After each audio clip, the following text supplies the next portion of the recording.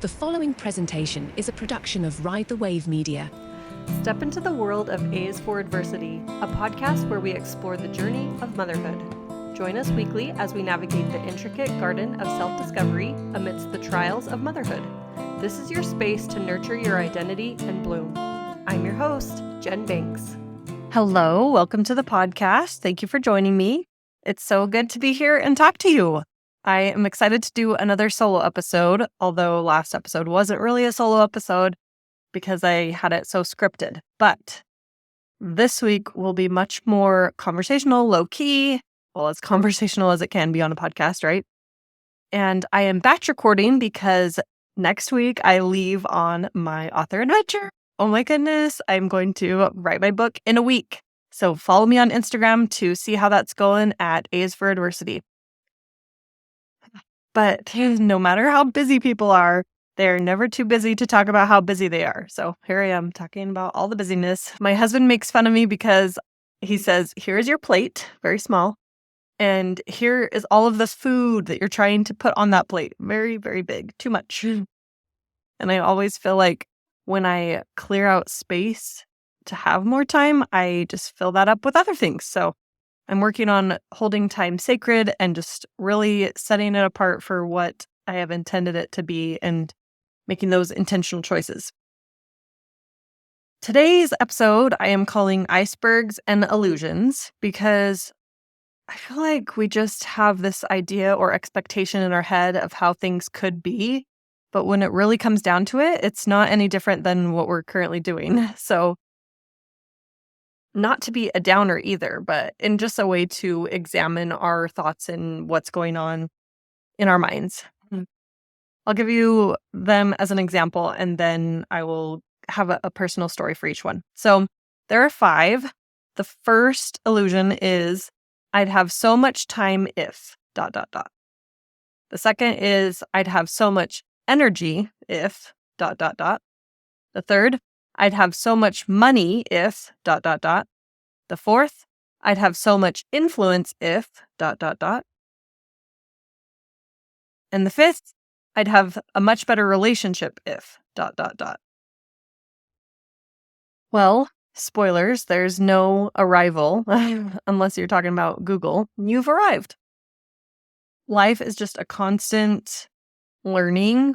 We don't get to a certain destination or place in our life. There's always challenges, there's always problems, there's always joy, there's all sorts of things coming at us. We don't just get to the mountaintop and stay there. There's so much more to life than that. Crazy, huh? So let's go to the first one. And these are resources, more or less, or just things that we have in our life that I tried to narrow it down to. So the first one, I'd have so much more time if. And this one comes up for me a lot with my kids because when I'm with my kids, I think about all the things I could be doing when they're not there. And when my kids aren't there, then I think about all the things that I could be doing with them. It's just kind of a grass is greener sort of situation. But I do put my boys in daycare once a week on Wednesdays. And then I recently met a friend, or made a friend, I guess, who is a nurse. And she wants to trade 10 hours at a time so that she can pick up some extra shifts. And so on Monday, she watched my boys for 10 hours. And I thought I was going to have so much time and so much to do, but it's an illusion because the day went by so fast. And I know that time is relative. And if I super planned it out, maybe I could have done all the things that I wanted to do, but the goal isn't always more productivity. You want to have time for relaxing. And so I exercised, I showered, I was playing with my oldest son who didn't go. I took him to school. I did some other jobs and responsibilities around the house. I did 1 or 2 things off my to-do list, and then it was already time to pick them up. So it's an illusion. If you feel like you would just have so much time if, it's not true. Your time would just be spent in different ways. And, we all only have 24 hours in a day. So just hoping that you and I can loosen up on that illusion that we would have more time if. The next one, I'd have so much more energy if. And what came up for me is just all the, what's the word? Appeal of outsourcing. There's so many things these days that you can outsource and so many ways that you can hire help or trade.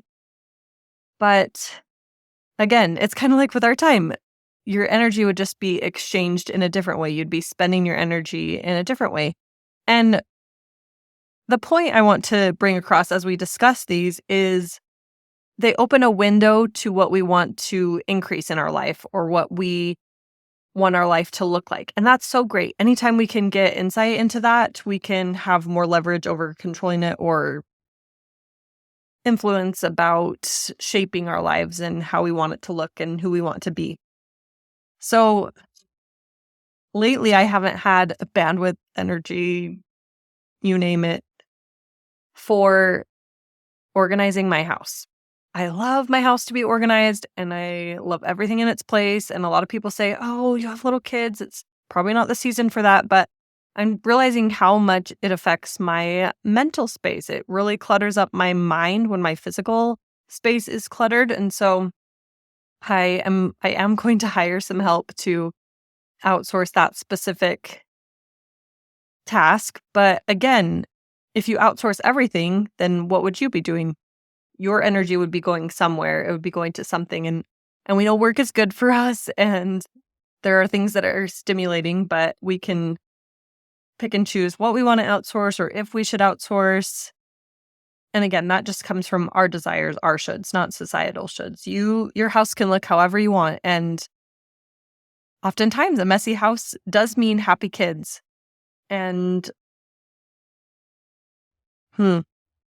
yeah, I just know that if I work a little bit more on that, then I'll clear a little bit of the headspace to focus on what else I want to spend my energy on.